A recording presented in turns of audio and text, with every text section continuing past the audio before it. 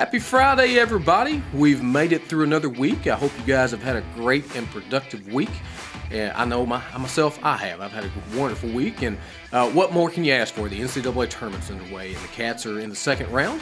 I tried to stay up last night and watch the game. I fell asleep. I wanted to see who we were going to play. I was really hoping for a rematch with Seton Hall so we could beat them into an oblivion. But it's Wofford, so go Cats. I hope PJ is going to be back at some point. That's a big hit for us. But anyway, not here to talk to you guys about the tournament. I'm here to talk to you about a little ATV insurance today. So with spring in full force now, officially, it is time to start getting those big boy toys out, getting your tune-ups done, like these little Polaris razors. So, well, this one's little, but the real ones are pretty good size. So, but anyway, if you're planning on doing some riding with an ATV this spring, this summer, it's a good idea, if you don't have an ATV policy, to give your agent a call and talk to them about how that's going to be covered if something were to happen to it. Your home policy is designed so that if you are using an ATV to maintain your property, much like a lawnmower or something like that, that it would be covered.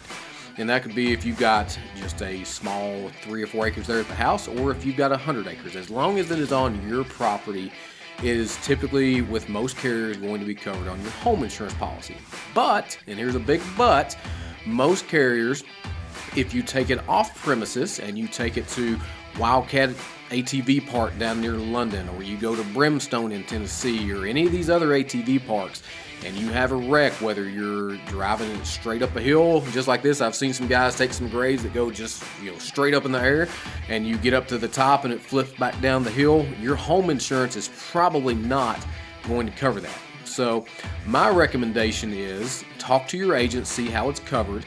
Like I said, most carriers are going to want you to have a specialty lines ATV policy to cover that ATV if it is off premises. So what that's going to cover is just basically like your car insurance. It's going to have bodily injury coverage on there. It's also going to have guest passenger liability coverage. So if you've got a buddy that you take riding with you and you flip it and he's injured, you're going to have some coverage there. And then also you're going to have comprehensive and collision coverage. So the comp's going to cover you if the building it's in burns down, if it's stolen or something like that. And then the collision coverage is going to cover you in the event that you do flip it down a hill. It's going to cover you if it's wrecked while it's being towed. So, like I said, don't chance that. You put a lot of money. These things are minimum $15,000. They can be $20,000, $25,000. So if you're spending all that money on this ATV, do yourself a favor and get an ATV policy. You're going to have better coverage. And if you do have to file a claim, if it goes under your home insurance, that's going to stay on your home insurance record for a 5-year period.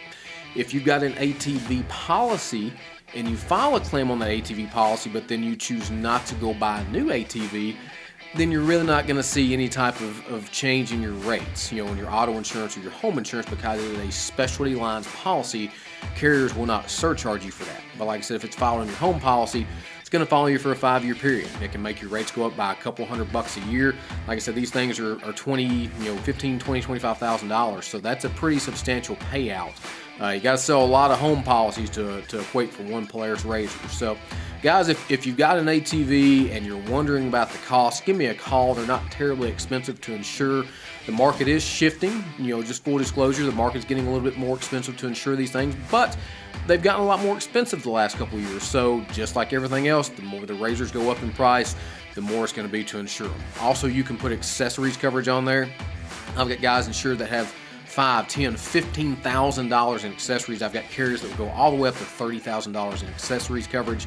So if you've got those aftermarket parts, anything that's an aftermarket part, a windshield, a roof, sound system, lights, all that type of stuff, you want to make sure you have accessories coverage on there, because if you don't and you wreck it, they're going to just look at the blue book value on it and they're going to pay you that, and then you've lost your $5,000 in accessories if you're not covered correctly. So if you've got a Polaris razor, if you've got a Can-Am Maverick Turbo, if you've got a Kawasaki Mule, if you've got any type of ATV that you're not using solely at your premises and you're taking it to an ATV park, please give me a call. I'll go over it with you. I'll explain the coverages, what they do, why it would be good for you to have this, and would just love to work with you. You can give me a call at 859-214-6052. Stay safe riding, guys. Have a great spring and summer. If I can help you out, give me a call. This is Ryan Shive with Thoroughbred Insurance. Have a great day.